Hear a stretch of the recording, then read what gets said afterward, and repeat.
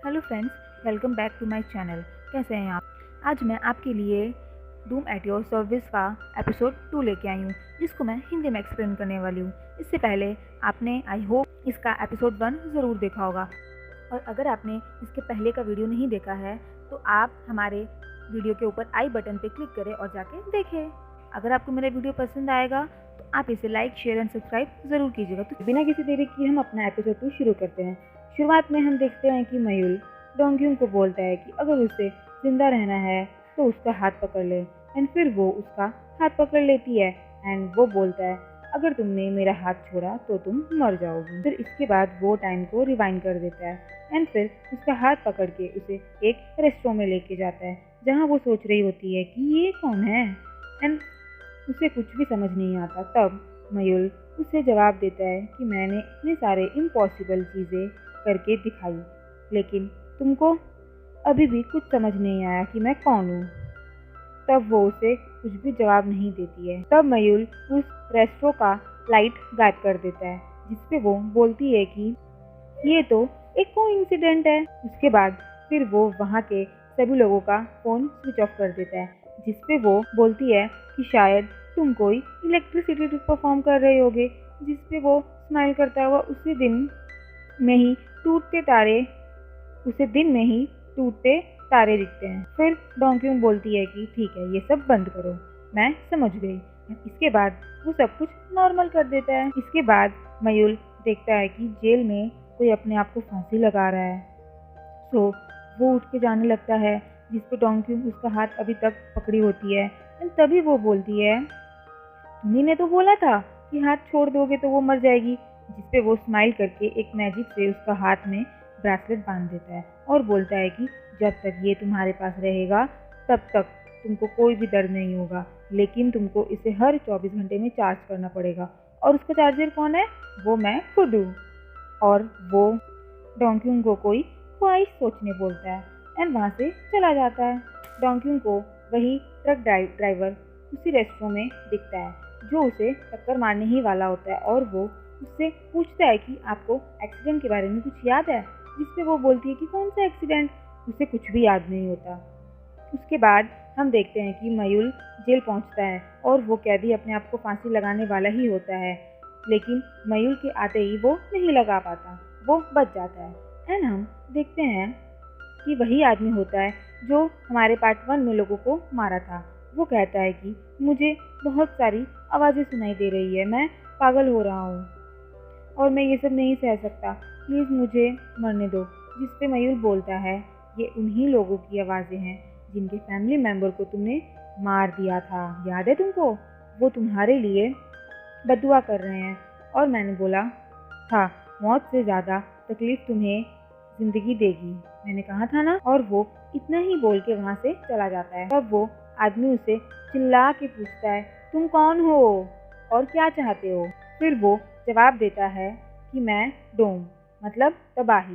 इसके बाद अगले सीन में हम देखते हैं कि डोंक्यून अपनी एक फ्रेंड के घर आती है, उसके साथ जो भी हो रहा है वो बताने। फिर वो देखती है कि उसकी फ्रेंड जो मिसेस ना, वो ज़मीन पे बैठी होती है और बहुत दुखी होती है।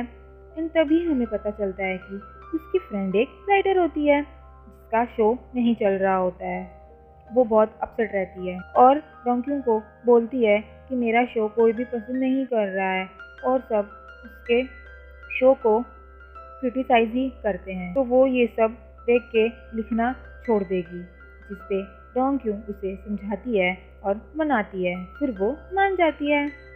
फिर वो उसे लिखने बोलती है एंड वो कुछ खाने के बहाने के लिए फिर वो खाना बनाने के लिए अंदर जाती है। जब वो फ्रिज खोलती है तो वह पूरा खाली होता है। तब वो सामने डिपार्टमेंटल स्टोर से कुछ खाने के लिए लेने जाती है। तभी उसका डॉक्टर का फ़ोन आता है एंड वो उसे एडमिट होने के बारे में पूछता है, और डॉक्टर बोलता है कि उन्हें उसकी चिंता हो रही है, अगर उसने ऑपरेशन नहीं करवाया तो उसकी मौत बहुत पेनफुल होगी, यानी कि वो जब मरेगी तो उसे बहुत दर्द होगा। जिस पे वो उन्हें जवाब देती है कि उसको चिंता करने की कोई ज़रूरत नहीं है, उसने सोच लिया है कि उसे क्या करना है। और वो ठीक है। फिर दूसरी तरफ हम देखते हैं कि मयूल टाटे से मिलने जाता है एंड वो बहुत खुश रहता है। वो उन्हें बताता है कि पहली बार किसी ने अपनी ख्वाहिश में तबाही मांगी है, जिस पे टाटे जवाब देती है ये दुनिया एक गार्डन, और अगर ये गार्डन ही तबाह हो गया तो वो गार्डनर और मयूल एज ए बटरफ्लाई दोनों बेकार हो जाएगा। वो उनसे पूछता है कि उसे ही क्यों इस काम के लिए चुना गया है। वो कभी भी ऐसा नहीं करना चाहता था। जिस पे डांटे उसे बोलती है कि यही उसकी किस्मत थी एंड फिर वो उदास होके जाने लगता है। जिस पे वो उसे बोलती है कि अगर उसने कुछ भी गलत किया तो उसे उसकी सज़ा मिलेगी। तब वो उसको रिप्लाई करता है कि वो ऑलरेडी सज़ा ही भुगत रहा है एंड ना बोल के वहाँ से चला जाता है। अगले सीन में हम देखते हैं कि डोंग क्यूंग डिपार्टमेंटल स्टोर से सामान लेके आ रही होती है।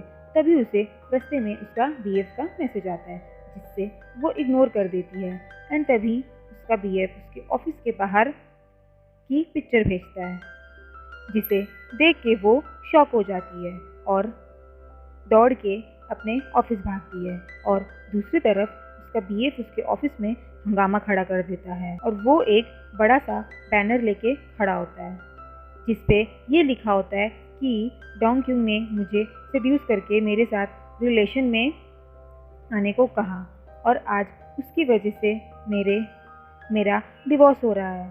फिर डोंग क्यूंग की ऑफिस फ्रेंड उसे ये सब तमाशा बाहर जाके करने बोलती है। फिर भी वो वहाँ से हिलता तक नहीं, जब तक वहाँ डोंग क्यूंग आती है एंड उसका एक्स बीएफ उसे बोलता है कि तुमने मेरे वाइफ से ऐसा क्या कहा जो वो मुझे डिवोर्स लेना चाहती है। फिर डोंग क्यूंग बोलती है कि उसने सही किया, तुम्हारे जैसे इंसान के साथ यही होना चाहिए। जिस पे वो चिल्ला चिल्ला के बोलने लगता है कि तुमने ही मुझे सेड्यूस किया था। वो यह सुनकर गुस्से में आके सोचती है कि मैं अपनी लास्ट विश इसी के ऊपर यूज़ कर लूँ। फिर वो ऐसा नहीं करती और गुस्से में आके वो बोलती है कि मेरा तो मन कर रहा है कि मैं तुम्हारा खून कर दूँ, तुम्हें जान से मार दूँ। जिस पे उसका बीएफ बोलता है कि अच्छा, तो तुमने साबित कर दिया कि तुम्हारे माँ बाप नहीं हैं, तो तुम कितनी घटिया सोच रखती हो। फिर उसकी बातें सुन के डोंग क्यूंग को बहुत दुख होता है। तभी डोंग क्यूंग का एक ऑफिस फ्रेंड जिसका नाम होता है जोई, वो वहाँ आ जाता है और उसका एक्स बीएफ को धक्का मार के वहाँ से निकाल देता है एंड तभी उसके एक्स बीएफ की वाइफ वहाँ आ जाती है। वो सबको बताती है कि उसके पति ने जो भी कहा वो सब झूठ था और इतना बोल के वो अपने पति को वहाँ से ले जाती है। फिर हम देखते हैं कि वहाँ का माहौल बहुत ऑकवर्ड हो गया और सब अपने काम में बिजी होने की कोशिश कर रहे थे। तभी डोंग क्यूंग बहुत ही अपसेट हो जाती है और वो अपने रेजिग्नेशन लिख के जोई को देने जाती है, जिससे वो लेने से मना कर देता है और उसे बोलता है कि अभी बॉस नहीं है, जब वो आएंगे तब वो खुद अपने हाथों से उन्हें दे दे। उसके बाद डोंग क्यूंग वापस घर जा रही होती है। तभी उसे रोड क्रॉस करने में डर लगता है। तभी वहाँ मयूल आ जाता है एंड उसका हाथ पकड़ लेता है और उसे बोलता है कि तुम्हें कभी भी डर लगे तो तुम मुझे बुला सकती हो, मैं हमेशा तुम्हारे बुलाने पे आ जाऊँगा। फिर वो उससे पूछता है कि बताओ, आज कुछ ऐसा हुआ जिससे तुम दुनिया को बर्बाद करना चाहती हो। जिस पे डोंग क्यूंग बोलती है कि अगर मैं अपनी विश वापस लेना चाहूँ तो क्या हो। तब वो डोंग क्यूंग को बोलता है कि तुम्हारे किसी चाहने वाले की जान चली जाएगी। जिस पे वो बोलती है, क्या ये तुमने मुझे पहले क्यों नहीं बताया, तुमने मुझे धोखा दिया। जिसे सुन के वो बोलता है, अच्छा पापा ठीक है, मैं तुम्हें वापस उसी टाइम ले जाता हूँ एंड फिर वो उसे वापस उसी एक्सीडेंट स्पॉट पे उसी टाइमलाइन पे पहुँचा देता है एंड उससे पूछता है कि बोलो, अब तुम क्या मरना चाहोगी यहाँ पे या मेरा कॉन्ट्रैक्ट लेना चाहोगी। जिस पे वो ट्रक को पास आते देख बहुत ही डर जाती है और बोलती है, प्लीज़ मुझे बचा लो, प्लीज़ मुझे बचा लो। और फिर वो वापस अपने प्रेजेंट में आ जाती है। डोंग क्यूंग उसे बोलती है कि वो सिर्फ उसी के पीछे क्यों पड़ा है। जिस पे वो बोलता है कि ये तुम्हारी किस्मत है। तो फिर वो बोलती है कि मेरी किस्मत इतनी ख़राब क्यों है। जिस पे वो जवाब देता है कि किस्मत बहुत ही जालिम चीज़ होती है। वो ये सुनकर गुस्सा हो जाती है और गुस्से से उसके पास आती है, फिर उसे ज़ोर से थप्पड़ मार देती है और वहाँ से अपने घर आ जाती है और घर आके अपना कैलेंडर देख रही होती है। तभी वहाँ उसका भाई आ जाता है उसे सरप्राइज़ देने के लिए और ये देख के डोंक्यूंग बहुत हैप्पी हो जाती है और उसे हग कर लेती है, क्योंकि उसके दिमाग में मयूल की कही हुई बातें चल रही होती है कि कोई उसका अपना मर जाएगा। फिर नेक्स्ट सीन में हम देखते हैं कि डोंक्यूंग अपनी फ्रेंड से मिलने जाती है, जहाँ वो लोग ब्रेकफास्ट कर रहे होते हैं। फिर मिसेस ना उसे बोलती है कि वो अब राइटिंग छोड़ना चाहती है, क्योंकि राइटिंग करके उसका कोई फ़ायदा नहीं होता। तभी डोंक्यूंग उसे पूछती है कि अगर तुम्हारी लाइफ के 100 दिन बचे हो तो तुम क्या करना चाहोगी, जिस पे वो बोलती है कि वो ट्रैवलिंग, घूमना फिरना पसंद करेगी और उसने ऐसा कुछ सोचा नहीं है फ़िलहाल। फिर डोंक्यूंग बोलती है कि अगर उसका 100 दिन बचा हो तो वो मिसेस ना को एक फेमस राइटर बन के देखना चाहती है। एंड फिर वो उसे बता देती है कि उसका जो बीएफ है उसके साथ उसका ब्रेकअप हो गया, क्योंकि वो उसको चीट कर रहा था एंड उसकी वाइफ भी थी, जो मुझे उसने बताया नहीं था। फिर यही सुन के मिसेस ना उसकी फ्रेंड बहुत गुस्सा हो जाती है और फिर नेक्स्ट सीन में हम देखते हैं कि डोंक्यूंग अपने ऑफिस पहुंचती है। उसका फ्रेंड जो उससे पूछता है कि तुम यहाँ क्यों आई हो, तुम तो रिज़ाइन करने वाली थी, जिस पे वो बोलती है कि उसने अपना डिसीजन चेंज कर लिया और वो उसे बोलती है कि मिसेस ना अपनी स्क्रिप्ट जल्दी ही कंप्लीट करने वाली है। इतना बोल के वो बैठ जाती है और अपनी डायरी खोलती है। वो मन में सोचती है कि मैं इसमें क्या लिखूं, मेरा ना कोई ड्रीम है, ना कोई प्यार, ना कोई मेरे पास पैसा है, मेरी तो लाइफ ऑलरेडी ही मरने जैसी ही है। और फिर वो सोचने लगती है कि क्या सबकी लाइफ ऐसी ही होती है। फिर नेक्स्ट सीन में हम देखते हैं कि मयूल रांटे से मिलने हॉस्पिटल जाता है, जहाँ उसकी हालत बहुत सीरियस होती है और डॉक्टर उसको सीपीआर देता है। फिर तब जाके उसकी हालत कंट्रोल में आती है और फिर वो उससे मिलता है और फिर वो उसे बोलती है कि मुझे भगवान ने बनाया इंसानों की रिक्वेस्ट पे और मैंने तुमको बनाया, लेकिन हर किसी को हर चीज़ की कोई ना कोई कीमत चुकानी पड़ती है और मेरी कीमत है मेरा दिल। फिर वो मयूल को कहती है कि तुम जो करना चाहो करो, लेकिन एक बात याद रखना कि किस्मत से कोई भी नहीं जीत सकता। और इसके बाद सीन डोंक्यूंग की तरफ शिफ्ट हो जाता है, जहाँ वो अपने फंडल के लिए फ़ोटो खिंचवा रही होती है। फिर तभी वहाँ मयूल आ जाता है, फिर वो दोनों साथ में चलते हैं। तभी मयूल उससे पूछता है कि तुम ये सब फालतू चीज़ों में अपना टाइम वेस्ट क्यों कर रही हो, तुम तो अपने फंडल देख भी नहीं पाओगी। जिस पे डोंक्यूंग जवाब देती है ये दूसरों के लिए है, तुम इसे इस चीज़ की वैल्यू क्या समझोगे, तुम तो बहुत ही सेल्फिश हो। जिस पे वो मन में सोचता है कि इसे क्या पता कि मैं कितनी मुश्किल झेल के जी रहा हूँ सिर्फ इंसानों के लिए, और तो और किसी ने मुझे थप्पड़ भी मारा था, फिर भी मैं इसकी जान बचाने के लिए इसके साथ हूँ। फिर इसके बाद मयूल कहता है कि तुम मुझे अपना हाथ पकड़ाओ, मुझे तुम्हारे ब्रेसलेट को रिचार्ज करना है। जिस पे वो उसे उसका हाथ पकड़ा देती है और ज़ोर से बिजली कड़कती है। फिर डोंक्यूंग उस दिन जितने सारे एक्सीडेंट हुए रहते हैं, like car accident, boat accident etcetera, उसे दिखाई देने लगते हैं। जिस पे मयूल बोलता है ये सब कुछ मैंने ही किया है। तब ये सुन के डोंक्यूंग बोलती है कि तुम ये सब क्यों करते हो, तुम ये सब करके जी कैसे पा रहे हो। और मयूल उसे जवाब देता है कि मैं एक तबाही का बटन हूँ, जिससे किसी ने दबाया और फिर तबाही, और मैं जी नहीं रहा, मैं एग्जिस्ट कर रहा हूँ। जिस पे वो पूछती है कि अगर वो ऐसा ना करे तो क्या होगा, जिस पे वो बताने लगता है बहुत भयानक होगा। और फिर हमें दिखाया जाता है कि मयूल एक कमरे में बैठा होता है और उसे बहुत सारे लोगों की आवाज़ें सुनाई देती है, हर किसी की दुआ बद्दुआ, जिससे उसे बहुत तकलीफ होती है। फिर सीन प्रेजेंट में आता है और वो बोलती है मैं समझ गई, एक्चुअल में सेल्फिश तुम नहीं मैं हूँ।